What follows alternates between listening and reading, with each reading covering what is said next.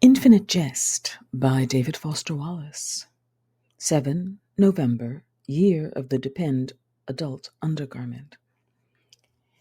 Each of the 8 to 10 prorectors at the Enfield Tennis Academy teaches one academic class per term, usually a once-a-week Saturday thing. This is mostly for certification reasons, plus, all but one of the prorectors are low-level touring professionals, with low-level professional tennis players in general being not exactly the most candent stars in the intellectual Orion. Because of all this, their classes tend to be not only electives but academy jokes, and the ETA Dean of Academic Affairs regards pro-rector taught classes, e.g., in full YDAU, Corbett Thorpe's Deviant Geometries, Aubrey DeLint's Introduction to Athletic Spreadsheets, or the colon mad Tex Watson's From Scarcity to Plenty, from putrid stuff out of the ground to the atom in the mirror, a lay look at energy resources from anthracite to annular fusion, etc., as not satisfying any sort of quadrivial requirement. But the older ETAs with more latitude, credit, and elective wise still tend to clamor and jostle for spots in the pro-rector seminars, not just because the classes can be passed by pretty much anybody who shows up and displays vital signs, but because most of the pro-rectors are, also like low-level tennis pros as a genus, kind of bats. And their classes are usually fascinating, the way plane crash footage is fascinating. E.g., although any closed room she's in soon develops a mysterious and overpowering vitamin B stink he can barely stand, ETA Senior Ted Stott has taken Mary Esther Thode's perennially batsoid "the personal is the political is the psychopathological, the politics of contemporary psychopathological double binds." All 3 times it's been offered. M.E. Thode is regarded by the upperclassmen as probably insane by clinical standards, although her coaching proficiency with the girls' 16s is beyond dispute.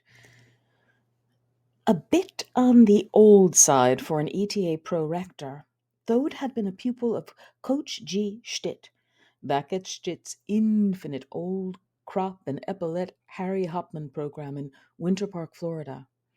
And then, for a couple of years, at the new ETA as a top and showbound, if kind of rabidly political and not too tightly wrapped, female junior. Later blacklisted off both the Virginia Slims and Family Circle professional distaff circuits after trying to organize the circuit's more politically rabid and unwrapped players into a sort of radical post-feminist grange that would compete only in pro tournaments organized, subsidized, refereed, overseen, and even attended and cartridge distributed exclusively to not only women or homosexual women, but only by, for, and to registered members of the infamously unpopular early interdependence era female objectification prevention and protest phalanx. Given the shoe, she'd come practically with a bandana tied over her shoulder back to Coach Stitt, who, for historico national reasons, had always had a soft place inside for anyone who seems even marginally politically repressed. Last spring's airless and bee-redolent section of Thode's psychopolitical offering, The Toothless Predator Breastfeeding is Sexual Assault, had been one of the most disorientingly fascinating experiences of Ted Stott's intellectual life so far, outside the dentist chair. Whereas this fall's focus on pathological double-bind type quandaries was turning out to be not quite as compelling, but weirdly, almost intuitively, easy. E.g., from today's "The personal is the political is the psychopathological, the politics of contemporary psychopathological double binds midterm examination, Ms. Thode, November 7, year of DAU. Keep your answers brief and gender neutral. Item 1, 1A. You are an individual who is pathologically kleptomaniacal. As a kleptomaniac, you are pathologically driven to steal, steal, steal. You must steal. 1B. But you are also an individual who is pathologically agoraphobic. As an agoraphobic, you cannot so much as step off your front step of the porch of your home without undergoing palpitations, drenching sweats, and feelings of impending doom. As an agoraphobic, you are driven to pathologically stay home and not leave. You cannot leave home. 1C. But from 1A, you are pathologically driven to go out and steal, steal, steal. But from 1B, you are pathologically driven never, ever to leave home. You live alone. Meaning, there is no one else in your home to steal from. Meaning, you must go out into the marketplace to satisfy your overwhelming compulsion to steal, steal, steal. But such is your feat of the marketplace that you cannot, under any circumstances, leave home. Whether your problem is true personal psychopathology or merely marginalization by a political definition of psychopathology, nonetheless, it is a double bind. 1D, thus, respond to the question of what do you do?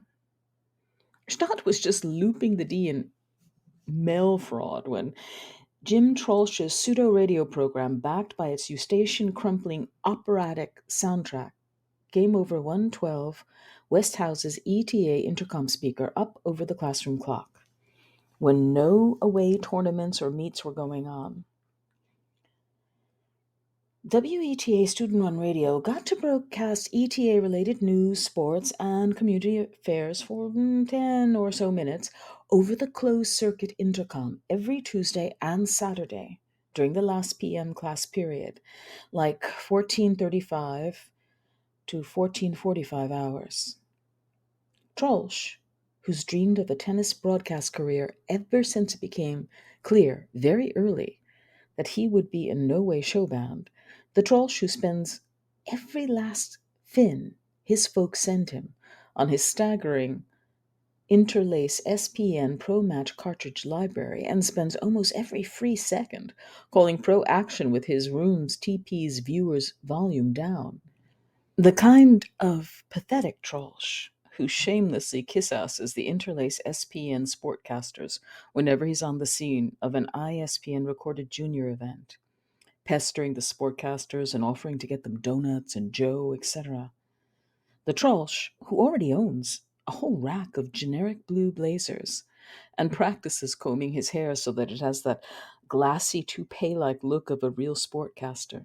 Trollsch has been doing the sports portion of WETA's weekly broadcast ever since Stott's old man died of an ulcerative colitis, and Ted came up to join his old childhood doubles partner at the academy in the fall of the year of the trial-sized Dove Bar, which had been 4 months after the late ETA headmaster's fellow d'essai, when the flags were still at half-mast, and everybody's bicep was banded in black cotton, which the mesomorphic Stott got excused from because of his bicep size.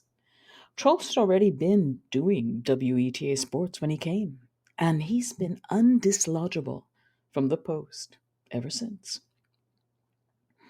The sports portion of WETA's broadcast is mostly just reporting the outcomes and scores of whatever competitive events the ETA squads have been in since the last broadcast. Trollsch, who approaches his twice-a-week duties with all possible verve, will say he feels like the hardest thing about his intercom broadcasts is keeping things from getting repetitive as he goes through the long lists of who beat whom and by how much. While Schott sketches prenatal dentition charts in his exam's margins with a concentrated look, not wanting to embarrass Thode by handing the no-brainer exam in too soon. Most of the early Quebec stuff about Cartier and Roberval and Cap Rouge and Champlain and flocks of Ursuline nuns with frozen wimples covered up like UN Day Howled find mostly dry and repetitive.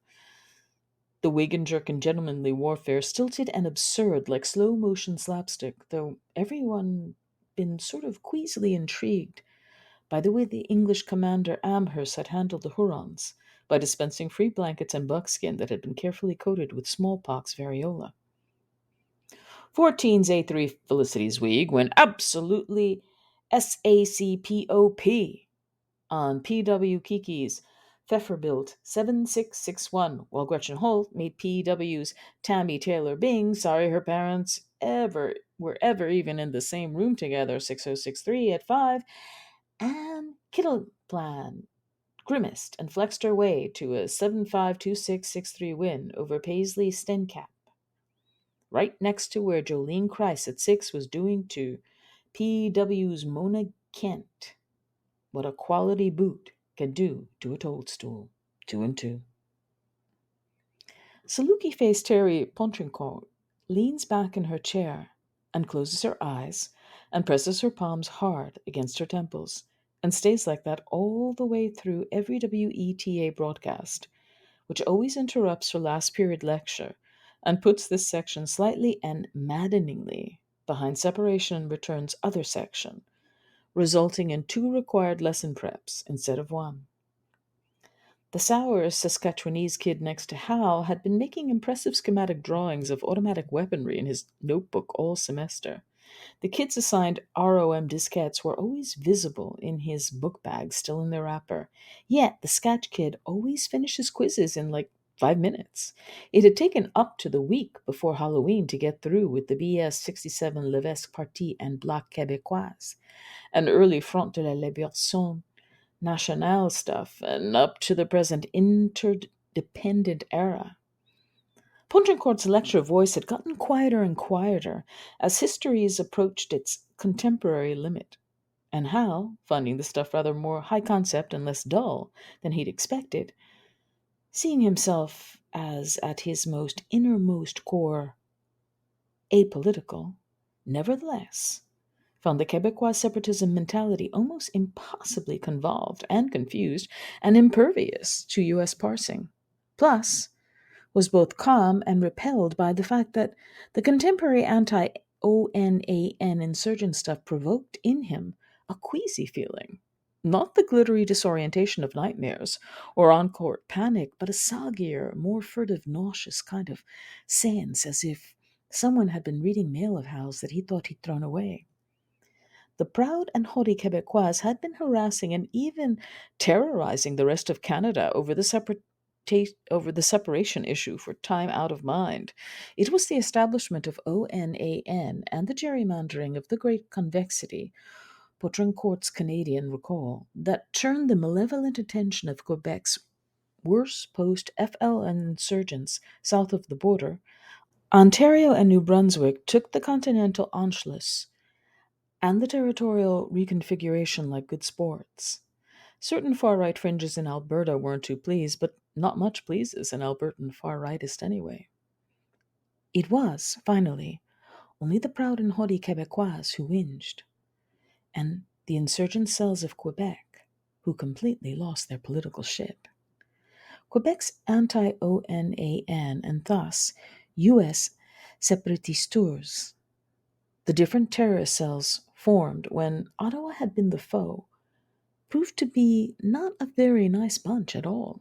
The earliest unignorable strikes involved a then unknown terrorist cell that apparently snuck down from the EWD blighted Papineau region at night and dragged huge standing mirrors across U.S. Interstate 87 at selected dangerous narrow winding Adirondack passes south of the border and its lucite walls. Naively empiricist northbound U.S. motorists, and a good many of them military and ONANite personnel, this close to the concavity, would see impending headlights and believe some, like, suicidal idiot or Canadian had transversed the median and was coming right for them. They'd flash their high beams, but to all appearances, the impending idiot would just flash his high beams right back. The U.S. motorists, usually not to be fucked with in their vehicles historically, it was well known, would brazen it out as long as anyone right minded possibly could. But right before the apparent impact with the impending lights, they'd always veer wildly and leave shoulderless I 87 and put their arm over their head in that screaming pre crash way and go ass over tea kettle into an Adirondack chasm with a many petaled bloom of high test flame. And the then unknown Quebecois terrorist cell would remove the huge mirror and truck off back up north via checkpointless back roads back into the blighted bowels of southern Quebec. Until next time. There were fatalities this way well into the year of the Tux medicated pad before anyone had any idea they were diabolic cell related. For over 20 months, the scores of burnt out holes piling up in Adirondack chasms were regarded as either suicides or inexplicable doze behind the wheel type single car accidents by the NNY state troopers, who had to detach their chin straps to scratch under their big brown hats over the mysterious sleepiness that seemed to afflict Adirondack motorists at what looked to be high adrenaline mountain passes. Chief of the new United States Office of Unspecified Services Rodney Tyne pressed, to his later embarrassment, for a series of anti driving when drowsy public service spots to be interlaced disseminated in upstate New York. It was an actual U.S. would be suicide. A late stage, Valium addicted Amway distributor from Schenectady, who was at the end of her benzodioxane rope and all over the road anyway, and who, by historical accounts, saw the sudden impending headlights in her northbound lane as grace, and shut her eyes and floored it right for them. The lights, never once fearing, spraying glass and micronized silver over all four lanes. This unwitting civilian who smashed the illusion made the breakthrough, media headlines, and brought to light the first tangible evidence of an anti ONAN ill will way worse than anything aroused by plain old historical separatism up in Quebec. The first birth of the incandenza second son was a surprise. The tall and eye-poppingly curvaceous Avril incandenza did not show. Bled like clockwork, no hemorrhoids or gland static, no pica, affect and appetite normal. She threw up some mornings, but who didn't in those days? It was on a meadow-lit November evening in the 7th month of a hidden pregnancy that she stopped, Avril, on her husband's long arm, as they ascended the maple staircase of the Back Bay brownstone they were soon to leave, stopped, turned partly toward him, ashen, and opened her mouth in a mute way that was itself eloquent. Her husband looked down at her, paling. "What is it?" "It's pain." It was pain. Broken water had made several steps below them gleam. She seemed to James Incandenza to sort of turn in toward herself, hold herself low, curl and sink to a stair step she barely made the edge of, hunched, her forehead against her shapely knees. Incandenza saw the whole slow thing in a light like he was Vermeer. She sank steadily from his side, and he bent to hers, and she then tried to rise.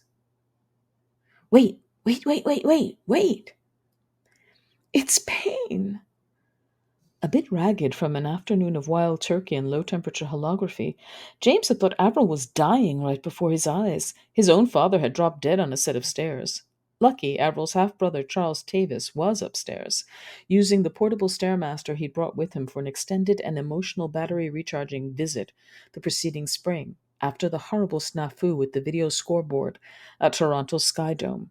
And he heard the commotion and scuttled out and down and promptly took charge. He had to be more or less scraped out. Mario, like the meat of an oyster from a womb to whose sides he'd been found spiderishly clinging, tiny and unobtrusive, attached by cords of sinew at both feet and a hand, the other fist stuck to his face by the same material. He was a complete surprise, and terribly premature and withered. He spent the next many weeks waggling his withered and contractured arms up at the Pyrex ceilings of incubators, being fed by tubes and monitored by wires and cupped in sterile palms, his head cradled by a thumb. Mario had been given the name Dr. James Incandenza's father's father, a dour and golf-addicted Green Valley AZ oculist who made a small fortune just after Jim grew up and fled east by inventing those, quote, X-ray specs that don't work but whose allure for mid-60s pubescent comic book readers almost compelled mail order, then selling the copyrights to New England novelty industry titan Acme Company, then promptly in mid-putt died. Mario Sr. did, allowing James Incandenza Sr. to retire from a sad third career as the man from Glad in a sandwich bag commercial during the BS 1960s and move back to the saguaro studded desert he loathed and efficiently drink himself to a cerebral hemorrhage on a Tucson stairway. Anyway, Mario II's incomplete gestation and arachnoidal birth left the kid with some lifelong character building physical challenges. Size was one, he being in sixth grade about the size of a toddler, and at 18 plus in a range somewhere between elf and jockey. There was the matter of the withered looking and Brady Azuric arms, which, just as in a hair raising case of Volksman contracture, curled out in front of his thorax in majuscule S's and were usable for rudimentary knifeless eating and slapping at doorknobs until they sort of turned just enough and doors could be kicked open, and forming a pretend lens frame to scout scenes through. Plus, maybe tossing tennis balls very short distances to players who wanted them, but not for much else. Though the arms were impressively, almost familial autonomically pain resistant and could be pinched, punctured, singed, and even compressed in a basement optical device securing vice like thing by Mario's older brother Oren without effect or complaint.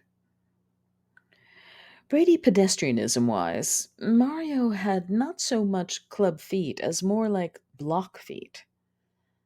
Not only flat, but perfectly square, good for kicking knob fumbled doors open, but too short to be conventionally employed as feet.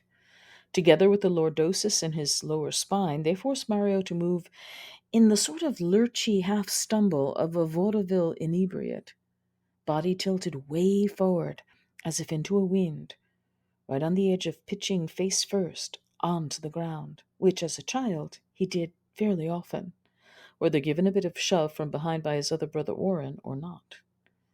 The frequent forward falls helped explain why Mario's nose was squished severely in and so flared out to either side of his face, but did not rise from it, with the consequence that his nostrils tended to flap just a bit, particularly during sleep. One eyelid hung lower over the other over his open eyes. Good and gently brown eyes, if a bit large and protrusive, to qualify as conventionally human eyes. The one lid hung like an ill tempered window shade, and his older brother Oren had sometimes tried to give the recalcitrant lid that smart type of downward snap that can unstick its dicky shade, but had succeeded only in gradually loosening the lid from its sutures so that it eventually had to be refashioned and reattached in yet another blepharoplasty procedure, because it was, in fact, not Mario's real eyelid. That had been sacrificed when the fist stuck to his face, like a tongued cold metal had been peeled away at. Nativity, but an extremely advanced blepharoprosthesis of dermal fibropolymer studded with horsehair lashes that curved out into space well beyond the reach of his other lid's lashes, and together with the lazy lid action itself gave even Mario's most neutral expression the character of an odd, friendly pirate squint, together with the involuntarily constant smile. This is probably also the place to mention Hal's older brother Mario's khaki colored skin, an odd, dead gray green that, in its corticate texture and together with his atrophic incurled arms and arachnodactylism, gave him, particularly from a middle distance, an almost uncannily reptilian, dinosaurian look. The fingers being not only mucronate and talonesque, but non prehensile, which is what made Mario's knife work untenable at table. Plus, the thin, lank, slack hair, at once tattered and somehow too smooth, that looked at 18 plus like the hair of a short, plump 48-year-old stress engineer, an athletic director, and academy headmaster who grows one side to girlish length and carefully combs it so it rides thinly up and over the gleaming yarmulke like bare gray green complected scalp on top and down over the other side where it hangs lank and fools no one, and tends to flap back up over in any wind. Charles Tavis forgets to carefully keep his left side too. Or that he's slow, Hal's brother is, technically, Stanford Binet wise slow. The Brandeis CDC found, but not verifiably not retarded or cognitively damaged or bradyphrenic, more like refracted, almost, ever so slightly epistemically bent, a pole poked into mental water, and just a little off, and just taking a little bit longer, in the manner of all refracted things. Or that his status at the Enfield Tennis Academy, erected along with Dr. and Mrs. I's marriage's third and final home, at the northern rear of the grounds, when Mario was 9 and Hallie 8 and Oren 17 and in his one ETA single B4 singles and in the USTA's top 75, that Mario's life there is, by all appearances, kind of a sad and left out type existence. The only physically challenged minor in residence, unable to even grip a regulation stick or stand unaided behind a boundaried space. That he and his late father had been, no pun intended, inseparable.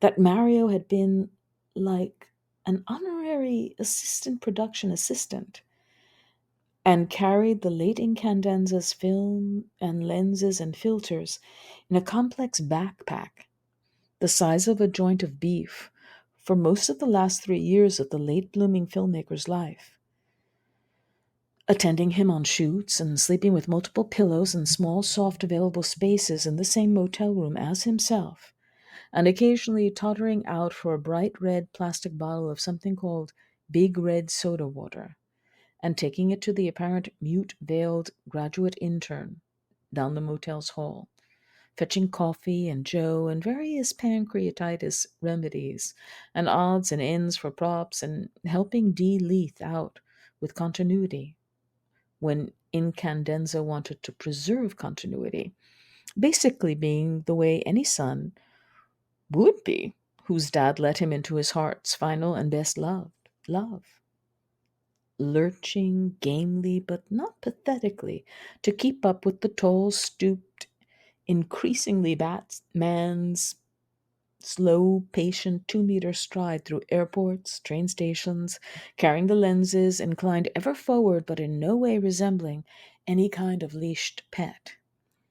When required to stand upright and still, like when videotaping an ETA service motion or manning the light meters on the set of a high contrast chiaroscuro art film, Mario, in his forward list, is supported by the NNYC apartment door style police lock, a .7 meter steel pole that extends from a special velcroed vest and angles about 40 degrees down and out to a slotted piece of lead, blocking a bitch to carry in that complicated pack, placed by someone understanding and prehensile on the ground before him.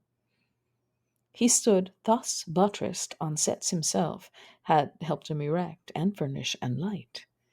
The lighting usually unbelievably complex, and for some parts of the crew, sometimes almost blinding. Sunbursts of angled mirrors and merino lamps and key-light Klieg's.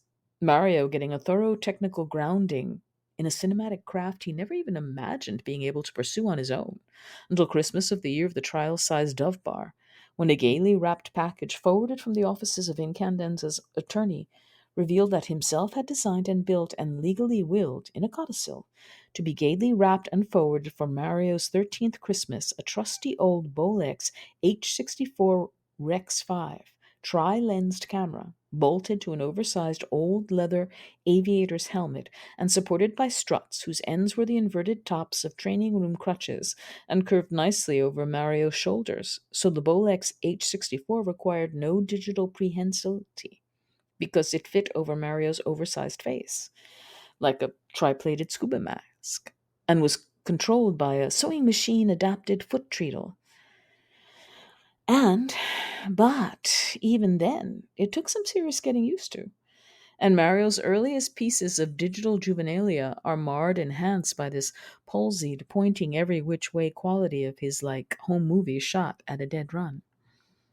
5 years hence, Mario's facility with the head mount Bolex attenuates the sadness of his status here, allowing him to contribute via making the annual ETA fundraising documentary cartridge, videotaping student strokes, and occasionally, from over the railing of Stitt's supervisory transom, the occasional challenge match. The tapings become part of the pro instruction package detailed in the ETA catalog, plus producing more ambitious archetype things that occasionally find a bit of an a clef type following in the ETA community. After Oren and Candenza left the nest to first hit and then kick collegiate balls, there was almost nobody at ETA or its Enfield Brighton environs who did not treat Mario M. Incandenza with the casual gentility of someone who doesn't pity you or admire you so much as just vaguely prefer it when you're around. And Mario, despite rectilinear feet and cumbersome police lock, the most prodigious walker and recorder in 3 districts, hit the unsheltered area streets daily at a very slow pace, a halting constitutional, sometimes with head mounted Bolex and sometimes not, and took citizens' kindness and cruelty the same way, with a kind of extra inclined half bow that mocked his own canted posture without pity or cringe. Mario's an especial favorite among the low rent shopkeepers up and down ETA's stretch of Commonwealth Avenue, and photographic stills from some of his better efforts adorned the walls behind certain Com Avenue deli counters and steam presses and Korean keyed cash registers, the object of a strange and maybe kind of cliquey affection from Lyle the spandex sweat guru, to whom he sometimes brings caffeine free Diet Cokes to cut the diet salt. Mario sometimes finds younger ETAs referred to him by Lyle on really ticklish matters of injury and incapacity and character and rallying what remains, and never much knows what to say.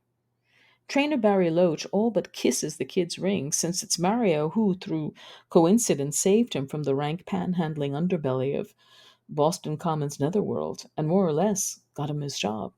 Plus, of course, there's the fact that Stitt himself constitutionalizes with him of certain warm evenings and lets him ride in his surplus sidecar.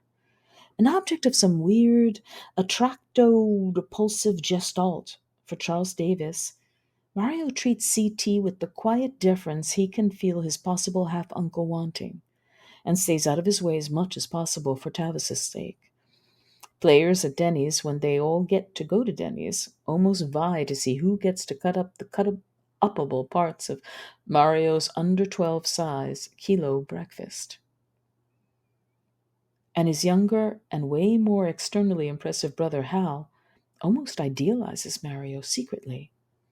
God type issues aside, Mario is a semi walking miracle, Hal believes. People who are somehow burned at birth, withered, or bladed, way past anything like what might be fair, they either curl up in their fire or else they rise. Withered saurian, homodontic, Mario floats for Hal. He calls him Boo Boo, but fears his opinion more than probably anybody except their moms.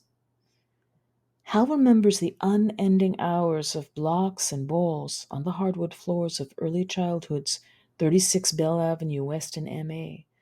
Tangrams and See and Spell, huge-headed Mario hanging in there for games he could not play, for make-believe in which he had no interest other than proximity to his brother.